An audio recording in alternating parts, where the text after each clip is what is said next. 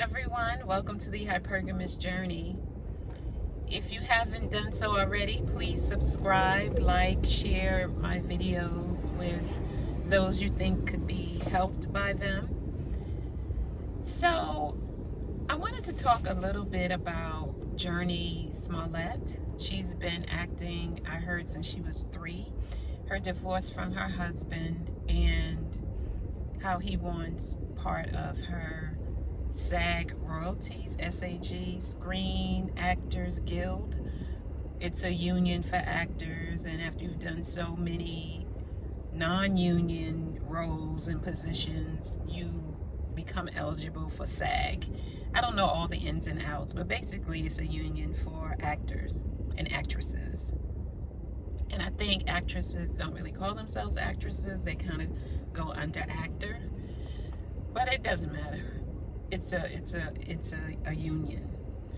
So she has to give him a certain amount in not child support, and alimony. I think it may be a lump sum, it may be over a period of time. I don't know all the details, but what I do know is that it's sad. That I do know that it is sad. And Journey, she's been working basically all her life as an actor, and she married some dude, had a couple of babies with him. 10 years later, they're getting a divorce.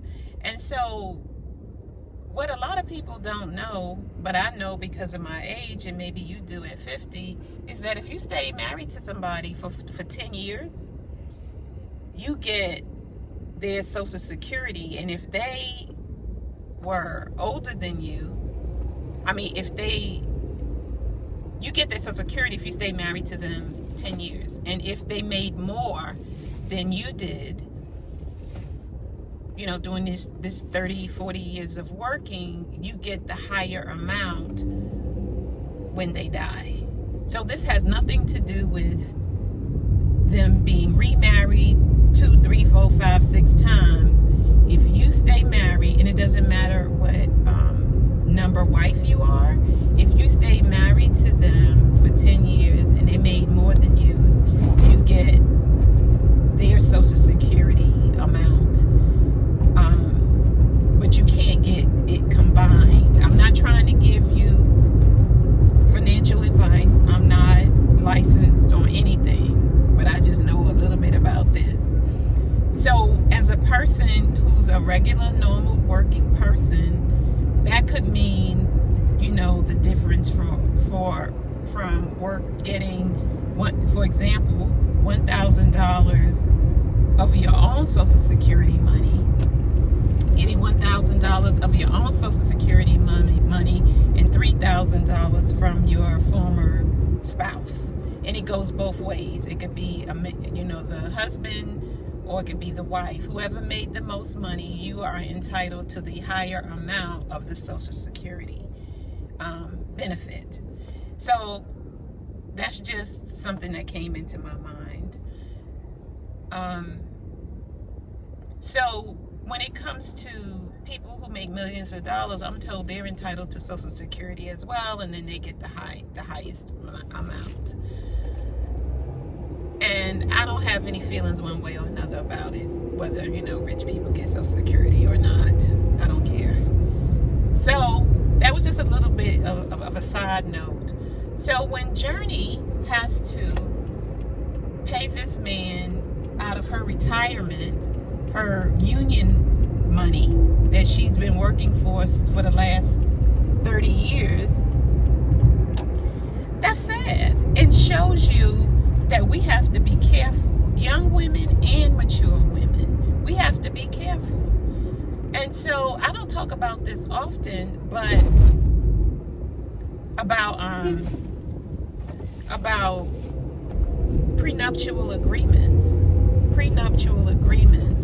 Now, some people believe that no matter, you make less than the man, you should have a prenuptial agreement.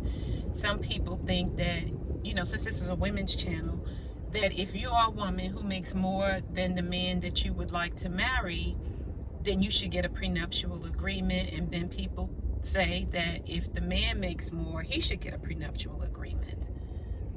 I think it's all fair in love. I don't feel one way or another about it. I think you should do what is good for you. Now, if Mary had a prenup, or you could do a post-nup, you can, do a post-nup. But if you've been together for 20-something years, it doesn't even matter, because in my mind, it's a wash.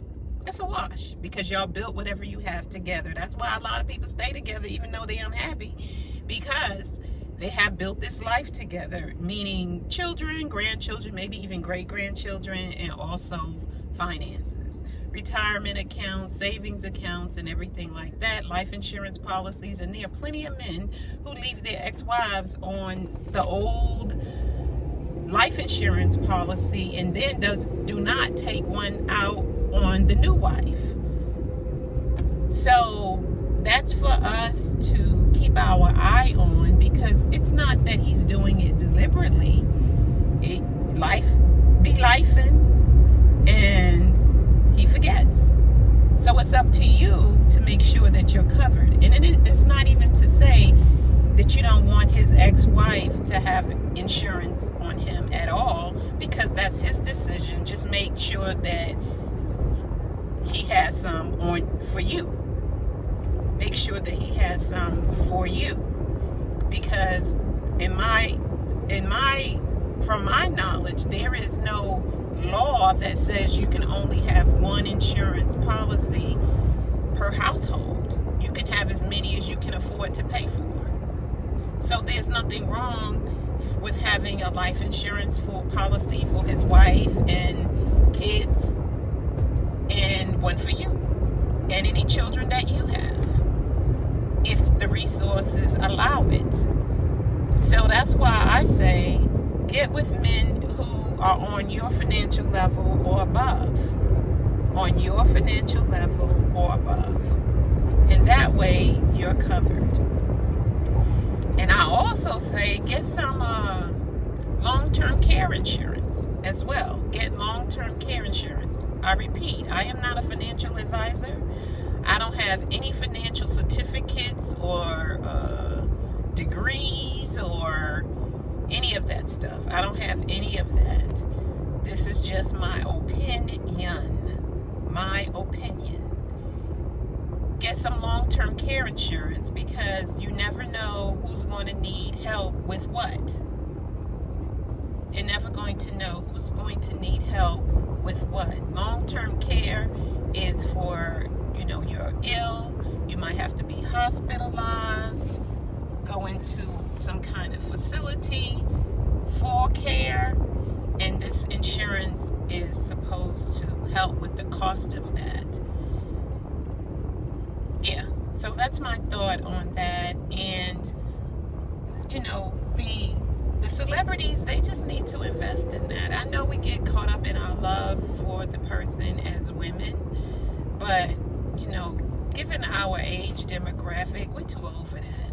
We're too old for that. We've worked really hard for what we have, and we should be aiming to keep it. I know I am. And men with children and an ex-wife, especially, good men, they're going to try to provide some kind of resources for their children when they pass on into the hereafter. Good men are going to do that. And good men are even going to try to leave a little something for the ex-wife if they parted on amicable terms, and if they didn't part on amicable terms, if they worked it out and they are on good terms now. They are going to try to leave something for the ex-wife and the children for sure. The children definitely, and the ex-wife maybe. So, make sure that you're taken care of, and that he includes you. It gets a little tricky, the timing of it, but if he really cares about you, he wouldn't want to see you out here after he's gone on to the hereafter, struggling to maintain the lifestyle that you